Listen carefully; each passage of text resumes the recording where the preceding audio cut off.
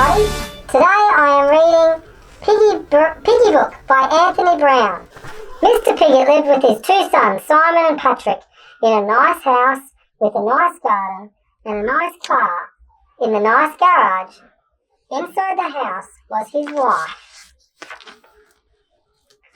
"Hurry up with the breakfast, dear," he called every morning before he went off to his very important job. "Hurry up with the breakfast, Mum," Simon and Patrick called before they went off to their very important school.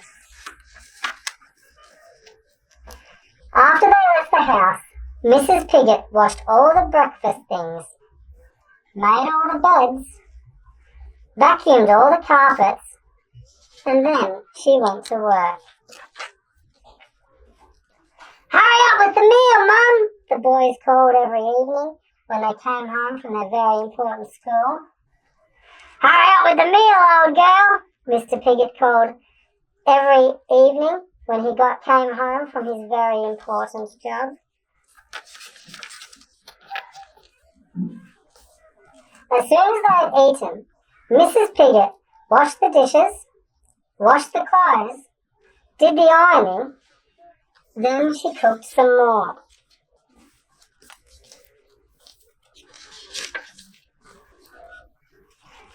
One evening, when the boys got home from school, there was no one to greet them. "Where's Mum?" demanded Mr. Piggy when he got home from work. She was nowhere to be found.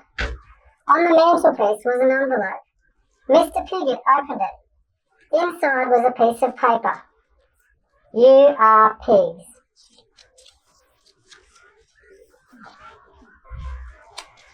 "But what shall we do?" said Mr. Piggy.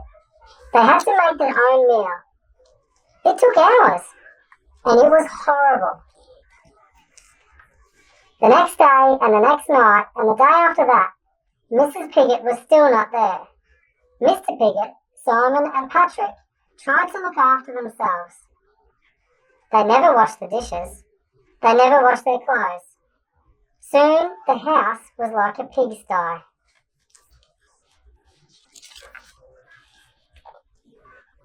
One night there was nothing in the house for them to cook. "We'll just have to root around and find some scraps," snorted Mr. Piggy. And just then, Mrs. Piggy walked in.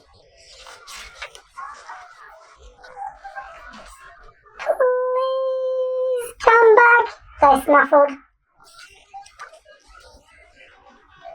So Mrs. Piggy stayed. Mr. Piggy washed the dishes. Patrick and Simon made the beds. Mr. Piggy did the ironing. And they all helped with the cooking. They actually enjoyed it. Mum was happy too. She mended the car.